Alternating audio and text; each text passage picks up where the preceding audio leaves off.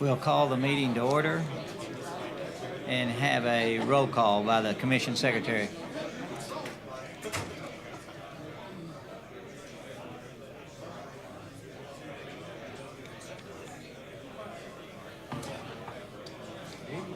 We are ready for the roll call.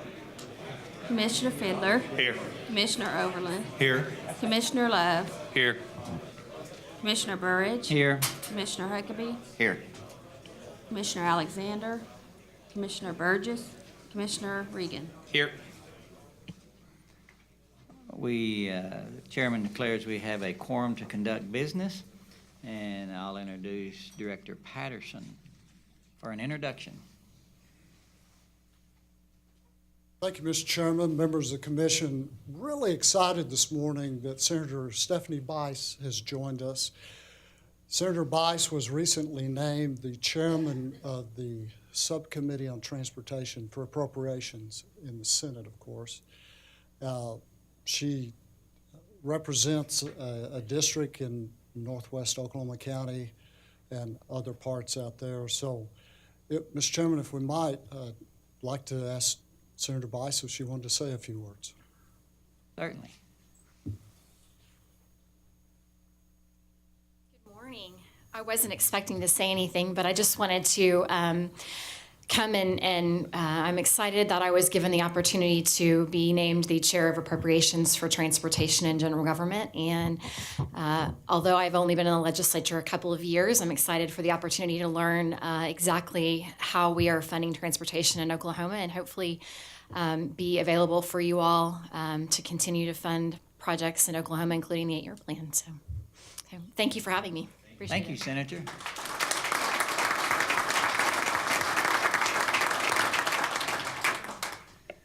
We appreciate you more than you appreciate us, especially your willingness to serve and serve on things that are near and dear to our heart. Thank you very much. We'll hear a motion for the approval of the Transportation Commission meeting minutes of December the 5th, 2016. So moved. Have a motion? Second. Have a second? And we'll see if hearing no discussion, we'll vote. How many of us is there? 6. There we go. Motion passes.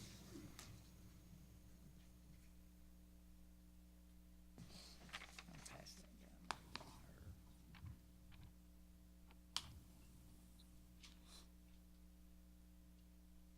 that down.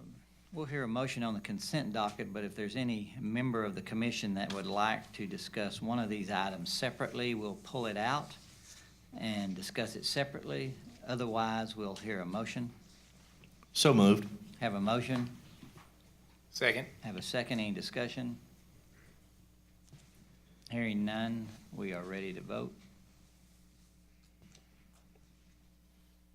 Motion passes. Chairman, could I make a comment? Yes, sir. Secretary Patterson, I would encourage Craig Moody or yourself or whomever to try and bring Senator Bice up to speed on the rail project and all that goes with that.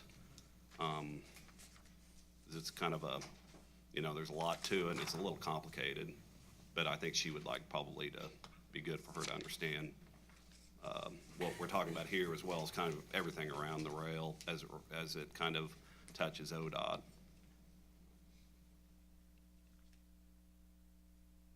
Thank you, Commissioner Love. At this time, with the unanimous consent of the members of the commission, we will hear item number 12 by Mr. Sheffert about the amendment to the CIRB. Thank you, Mr. Chairman, members of the commission. I bring to you an amendment to our CIRB plan that we approved this past fall, our 5-year plan, and we inadvertently left off a project in Garvin County down near Paoli. It's a bridge over Owl Creek. What we are doing is adding this back in to the CIRB plan, the match money that is provided by the local sponsor. we intend to have that come out of the CIRB fund rather than out of the local county funds. So at this time, if you have any questions about this STP 125, 193 and the whole CI project, I'd be happy to answer those, but it was just inadvertently left off the plan as we were developing it last fall. You've heard the presentation for item number 12, this addendum to the agenda. What's your pleasure? Motion to approve the amendment. Second. We have a motion and a second. Any discussion? Hearing none, we're ready to vote. Motion passes. Thank you. Thank you, sir. Mr. Tiegler, we're ready for the programming items.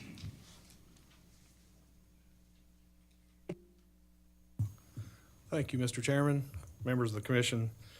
Happy New Year, begin with. Item number 4, or programming item, it's Oklahoma County. This is to repair vehicle damage to Boulevard Bridge over Penn Avenue in Oklahoma City. The party responsible is known. We can have plans ready for a March 2017 letting for $150,000. I can answer any questions. Approval is recommended. You've heard the presentation of item number 4. Motion to approve. Second. We have a motion and a second. Any discussion? Please vote. We were a little fast on it, weren't we?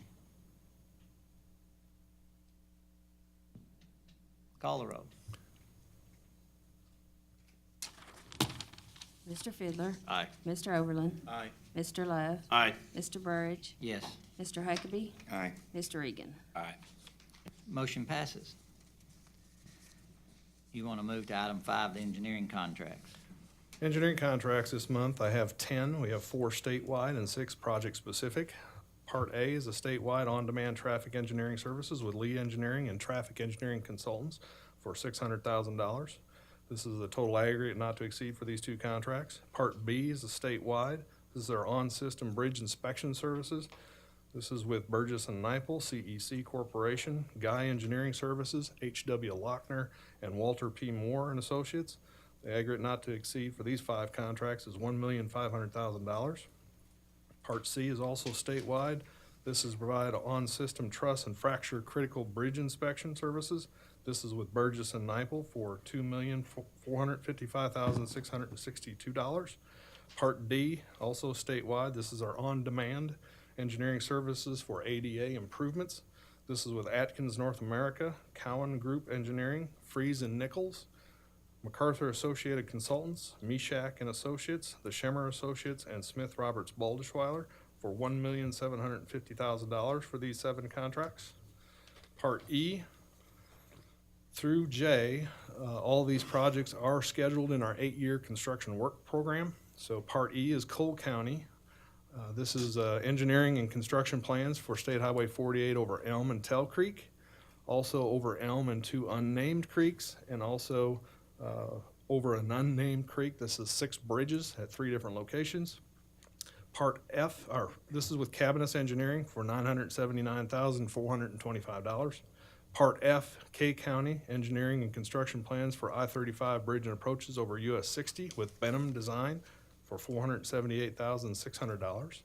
Part G, K County, this is engineering construction plans for I-35 bridge raisings at these county roads, North, Highland, Hartford, Coleman, Chrysler, Ferguson, Adobe, Home, and Indian over I-35 with HNTB Corporation for $769,750. Part H, Harmon County, engineering construction plans for State Highway 30 at 13 different locations for wooden roadway-sized boxes. This is with MKEC Engineering for $266,700. Part I in Tulsa County, engineering construction plans for US 75 over 81st Street. This is northbound and southbound bridges. This is with Benham Design for $682,100. And finally, Part J, Mays County, engineering and construction plans for State Highway 82. This is with Craig and Keithline for $780,900. Approval is recommended, and I'll answer any questions that you may have.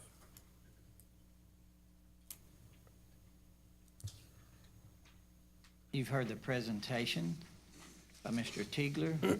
What's your pleasure on item number 5, the engineering contracts? Motion to approve.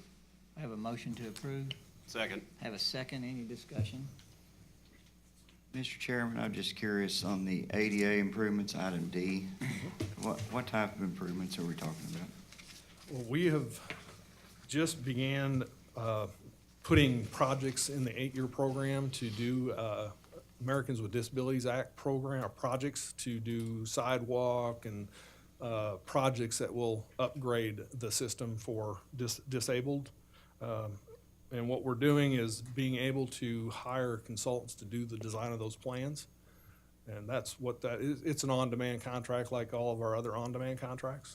So we can choose from that list to help the cities and agencies to design the projects for us. Absolutely, thank you. You know, the department's always doing interesting things and keeping up with ADA, but item F and G, I guess actually G, where we're raising those bridges, is really interesting.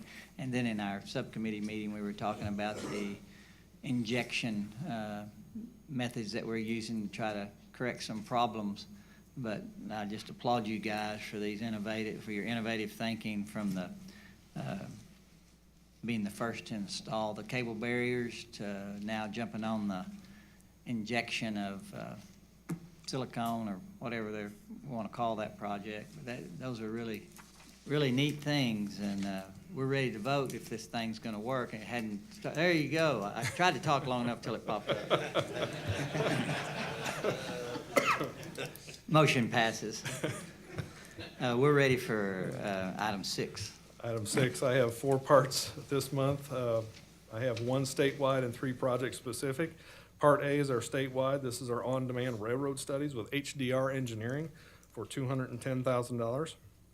Part B, Atoka County. This is for engineering and final design plans for State Highway 7 with BKL for $97,219.61. Part C in Oklahoma County. This is engineering and final design plans for I-40 Choctaw Road interchange for $655,543 with EST. And finally, Part D, Texas County. This is engineering and final design plans for State Highway 136. This is with Smith Roberts Bollschweiler. If you can look at your summary, it is a scrivener's error. We had the wrong firm on the summary, but it is correct on the agenda item with Smith Roberts Bollschweiler.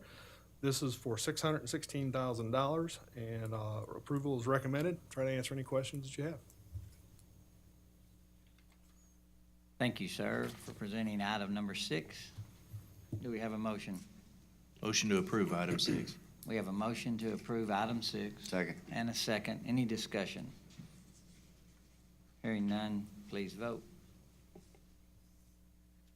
Motion passes. We'll hear item 7. Mr. Adkins Thank you. on the lettings. Mr. Chairman, members of the commission, item 7 consists of the final March, the tentative April, and the tentative May 2017 bid openings. The department recommends approval of item 7. Heard the presentation for item 7. What's your pleasure? Motion approved. We have a motion to approve. Second. We have a second. Any discussion? Hearing none, we're ready to vote. Motion passes.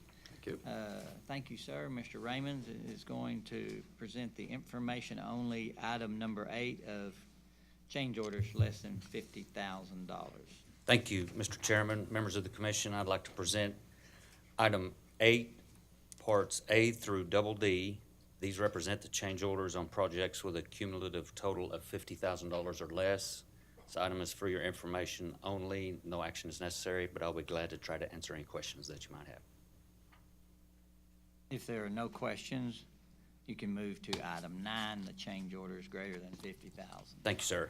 I'd like to present item 9, parts A through double H. These represent the change orders on projects with a cumulative total greater than $50,000, and your approval is recommended.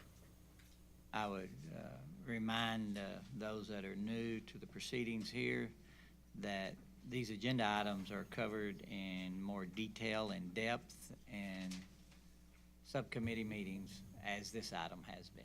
Yes, sir. What's your pleasure for item number 9? Motion to approve item 9. We have a motion to approve. Second. We have a second. Any discussion? Please vote. Motion passes. Thank you. Thank you. Item 10 is the director's report.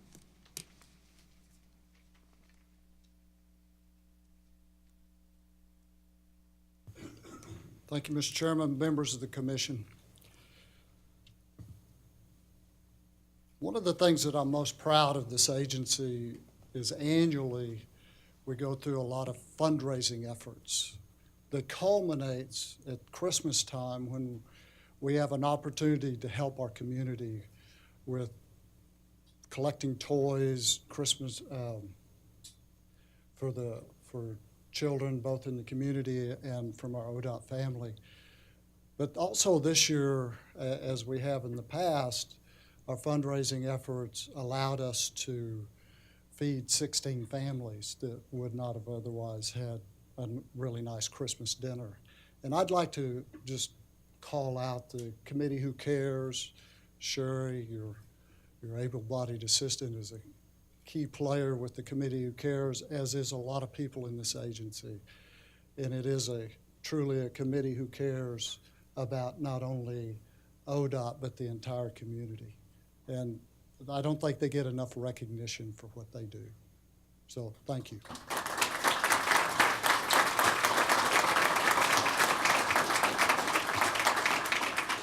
Mr. Chairman, as often is the case, I am not the smartest guy in the room when I'm in a room. But the smartest guy in the room is sitting behind me on the second row to my left over here. Sam, could you stand up, please? He doesn't want to be here, by the way, but we kind of forced him to be here. But Sam Scoville was on Jeopardy. He didn't just show up. He was on Jeopardy for 4 days. In late December on the 21st, 22nd, 23rd, and 26th. So when one of our employees does good, does something that I'm sure nobody else in this room would get up on stage like that and expose yourself. I just wanted to recognize Sam for bringing attention to ODOT and what a great job he did. Thank you, Sam.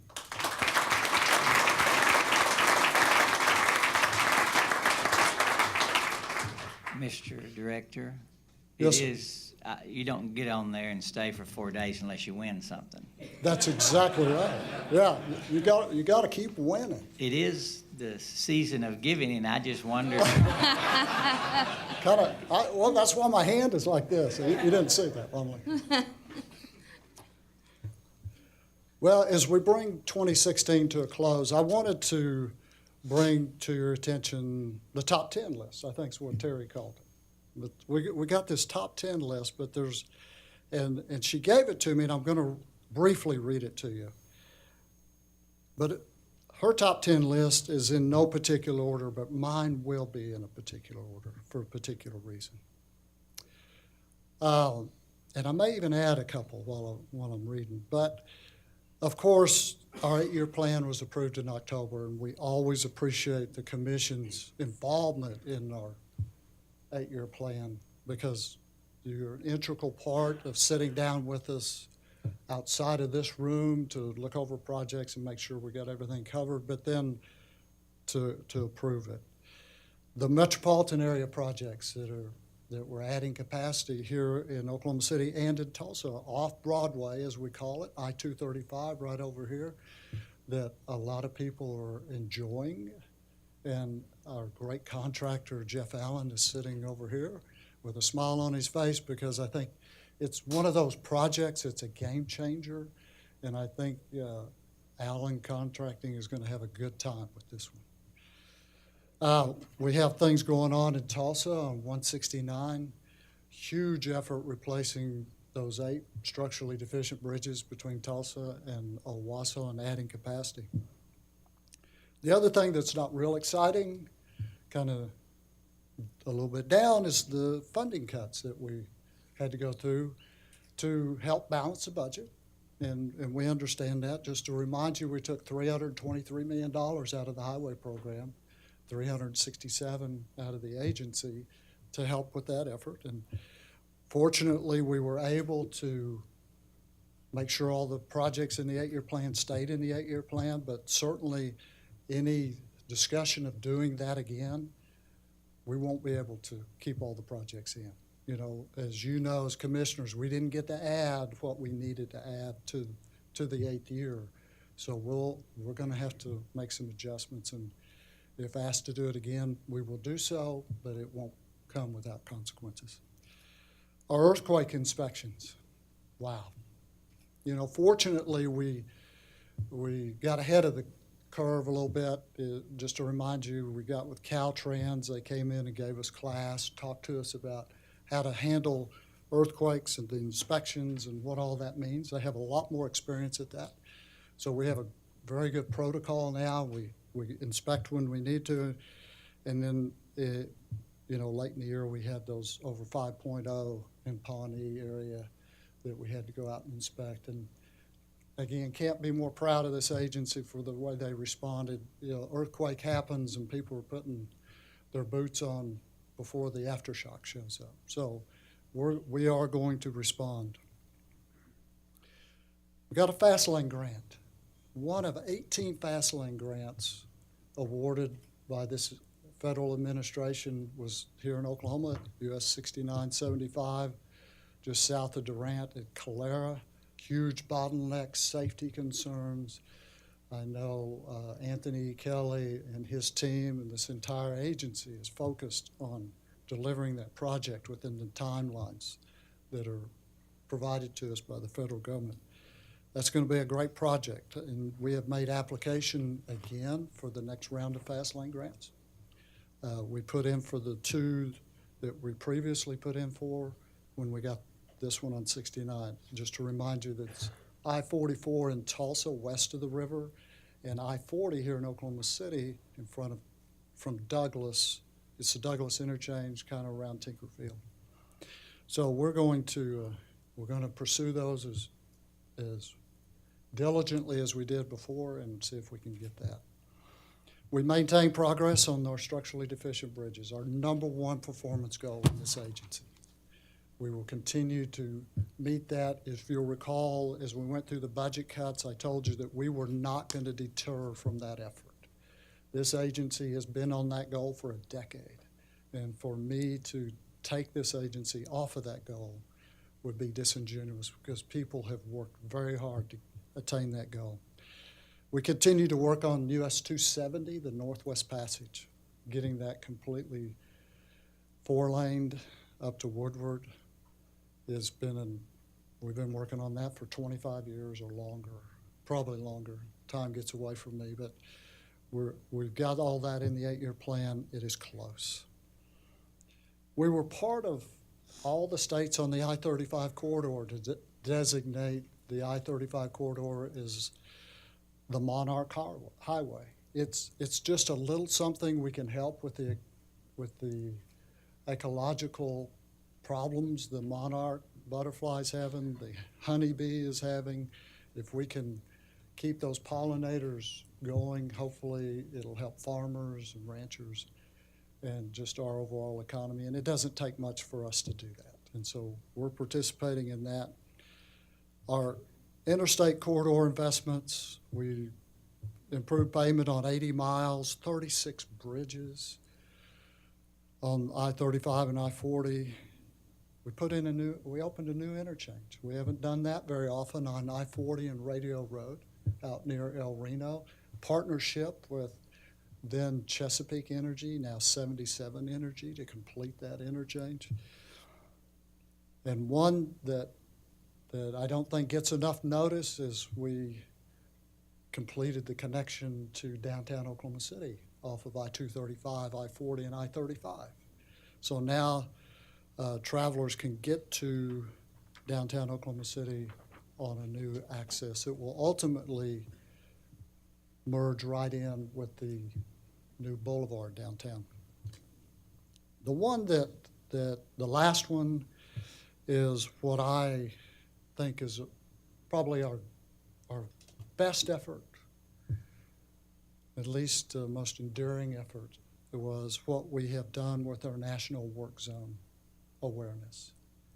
You know, in the past, we always had that Work Zone Safety Week. We've turned this into the National Work Zone forever. We're going to keep working on this. One of the things that happened while we were working on that campaign that month in May was one of our employees, Gerald Gray, lost his life in the line of duty. Just to remind you, Gerald wasn't in the roadway, he was off the roadway. The vehicle left the roadway for some reason and struck him and killed him. Also during that campaign, a young teacher from Owasso was in our US 169 work zone and was rear-ended. Bobby White lost her life during that campaign. It's something that we have to continue on. And this agency has embraced that effort, and we will continue to. I don't want to put any more ODOT names on that monument out front. I think 60 is enough. It's a good place to stop. That was 2016. We're looking for a bigger and better 2017. We're going to make more improvements on our interstate highways. We're starting to move into our rural two-lane highways, making those safety improvements, and our structurally deficient bridge program will come in as planned. Thank you for listening to that. That was just a little something that we wanted to make you aware of. With Senator Bice here, you know the legislature's about to start. It starts in earnest the first Monday in February, the next commission day for us. Tomorrow, in what is new for everybody, I guess, and it's certainly in my history, I've never known the House Appropriations and Budget Committee to have bring in the top five, the largest five agencies, and have virtually day-long hearings in the chamber of the House. And that's what's happening right now. The Department of Education is going through theirs right now. We're up tomorrow, so I will be there along with senior staff and others, and we will make our presentation as we normally would, but certainly there'll be lots of questions. I'm anticipating one of the questions will be about what about this gas tax? Just in the last month or so, we've heard a lot of conversation about gas tax. Well, that's not something that we generated, but it's certainly something that we will embrace. In the last several years, we have not asked for additional money outside of what's already in the statute that we're supposed to receive, and some of it increases over time, the income tax allocation. And we, as a department, and you as a commission, expect that to happen. Well, during this last session, it certainly didn't happen when motor fuel tax was diverted. $50 million of it was diverted to help balance the budget. So ODOT's down $50 million just in motor fuel tax, just besides the cash balances that were contributed outside of that. But we will talk about motor fuel tax. We will certainly embrace that idea about what that might look like. There are a lot of improvements you could make to motor fuel tax, but you also have to remember motor vehicle fees. In most states, the DOT gets all or most of the motor vehicle fees. In Oklahoma, we get 0.3% of that dollar. That's not 3%, that's 0.3%. So if the legislature wants to talk about funding transportation in the future and what's that look like, we're certainly want to have that conversation, because there does need to be that conversation. And last, I had asked Bart to put together a video for us. It's 8 minutes, and I appreciate your indulgence here to watch this video. One of the things that we've talked around is how the transportation system, the highway system in Oklahoma, is the largest single asset owned by the state of Oklahoma, and it is the largest driver of economic development. Without transportation, you're not going to have economic development. We've seen that in other states who have a more robust transportation program. They get more money, they have a more robust program, and we see economic development. So I asked Bart to put together a video, and he has done so. We went, and you'll see this, we went out and visited with some people around the state. And after we watch the video, I'll be back up here to answer any questions, Mr. Chairman.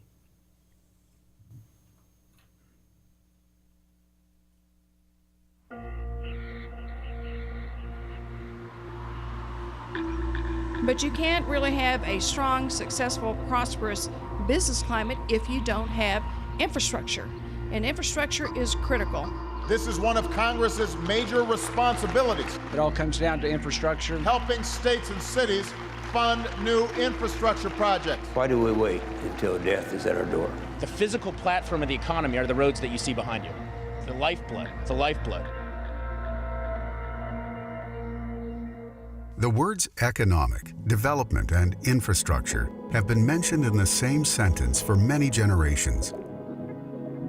From the construction of the Erie Canal and the Transcontinental Railroad in the 1800s to the interstate highway system in the 1950s and 60s, a high-quality transportation network has always been vital to a top-performing economy. When President Lyndon Johnson signed the bill to create the U.S. Department of Transportation 50 years ago, he was quoted as saying, "Our system of transportation is the greatest in the world, but we must face facts. We must have the courage to let our people know that our system is no longer adequate." No infrastructure means no economic growth, and no economic growth is disastrous to any city, county, or state. Economic development will follow where transportation infrastructure exists or can be added. But absent the transportation infrastructure, absent the ability to move people and goods and services. Dr. Russell Evans is an economist and teaches at Oklahoma City University. Evans says the key is to be proactive and work with economic development groups, commerce and planning groups, and try to steer the economic activity where the cities and counties want it and where they think it would be most beneficial to their communities. Mobility of people and mobility of goods and services are key drivers of growing employment, growing local wages, growing the income in the middle. It's all about mobility, productivity, and then directing and steering optimally economic development. We had a street here in town that leads to the east. It was a dirt road back in the 70s. The city manager at that time made the decision to pave this dirt road that really went to nowhere, and obviously received a lot of criticism for it.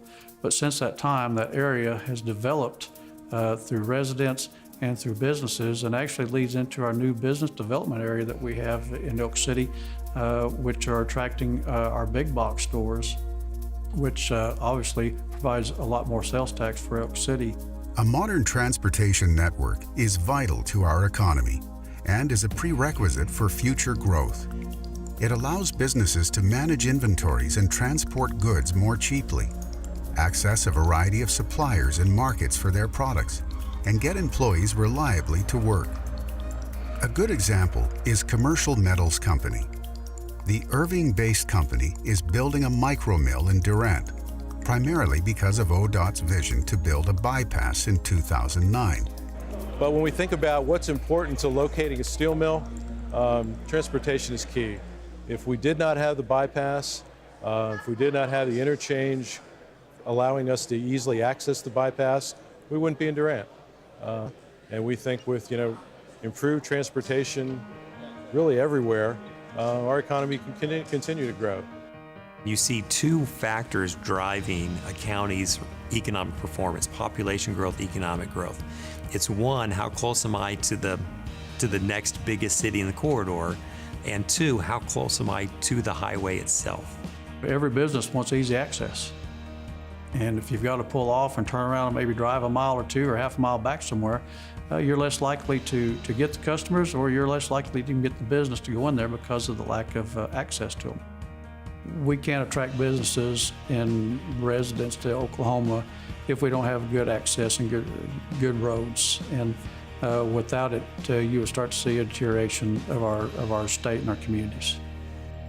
Regardless of the type of business, the location is also influenced by the ability to move workers from where they live to where they work efficiently.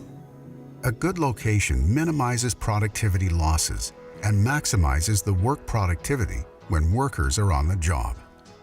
And one of the things that I don't think we talk enough about in terms of Oklahoma transportation infrastructure improvements is how do we make improvements that enhance productivity? If I can get people to and from their activities quicker, right? If I can take away the lost time of the commute, then that's tremendously important in terms of productivity gains. I do think location is important. You know, when people are looking at commute times and they're looking, at how long it's going to take to get in and out of work, those are really critical factors to this generation. People want to live, work, and play in Claremore, but the jobs might be just, in that 20-minute radius of those other assets of the state. So it's important to connect all of those with strong roads and bridges and continue to invest in the infrastructure that keeps it all going. As we grow, hiring and attracting and maintaining top talent is really critical to our success. And so when we look at Oklahoma and our talent pool, we want to make sure that we have an area that's extremely accessible. We are pocketed in a perfect location in very family-friendly neighborhoods and cities. We're close to several universities. We're right in between OU and OSU. And so we're also in a very low traffic area. So for our employees, it's very easy to be able to get in and out of work, and that's critical. Transportation infrastructure is the key to enhancing productivity and mobility. And often we think about it as an expense, as a year-to-year expense, as an operational expense, and it's really not, right? It's incorrectly viewed as an operational expense of a regional economy. It's much more a capital-intensive asset that then facilitates the productivity and the mobility of your day-to-day operations. The demographic reality is this. By 2045, the U.S. population will grow by more than 70 million, and traffic will increase by 45%. Gregory Nadeau, Deputy Administrator of the Federal Highway Administration, asked this question when visiting Oklahoma. Do we invest in our infrastructure so that more people and more freight can boost our economy, helping our children and grandchildren prosper? A real boon to their economic future? Or do we fail to prepare for the tsunami so it becomes a choke point that cuts off potential growth and diminishes our quality of life? Those are the challenges and choices we face. Infrastructure is an investment, but also an opportunity. An opportunity to keep our national economic engine from sputtering and keeping Oklahoma on its promising course as a rising star of the American economy.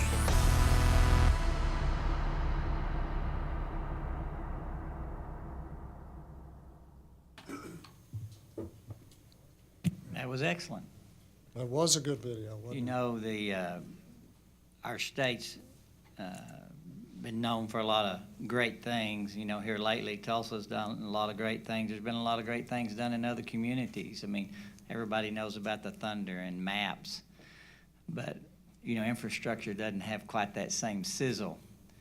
But that one commercial metals piece in there, yes. One thing we didn't put in that piece is that there was right under $1 billion worth of investment by companies in that area. Theirs was huge, but also the Choctaw Nation, some other manufacturing places. And the reason they were there is because they could get around. Right.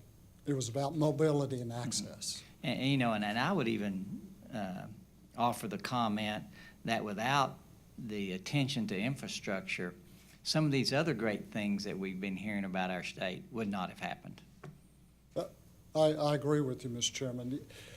You know, you can look at any city, and I'll use Pauls Valley as an example, because for me, but even the town I live in, Edmond, is the same way. You look at Pauls Valley, and it was 5 to 7 miles off the interstate. But for some reason, they grew out to the interstate. Well, they grew out there for a particular reason, and that was to get tax revenues. They went out there to get the sales tax that's generated off of that great interstate.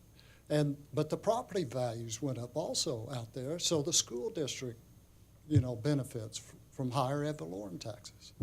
So I don't know who's losing in investing in transportation. Well, you know you don't want to pontificate, except when you get the opportunity. But should I sit down? No. But, you know, it doesn't make any difference if it's corrections, education, health care. You know, we don't handle infrastructure. We can't improve those other ones either. Right. Those other areas of the needs in this. I mean, infrastructure is so interrelated to that, to those other challenges. And, you know, Senator, we appreciate you guys and how y'all have worked with us over the last many years. I know you've only been there 2 years, but you've seen what's gone on. And we can make this continue to work, even at a higher and better level, as long as we recognize where we're at and who we are and what we need. Right. That's correct. Does anybody have any comments or questions for the director? Director, do you have anything else? No, sir. That's all I have. I appreciate your patience as I gave a long report today. All right.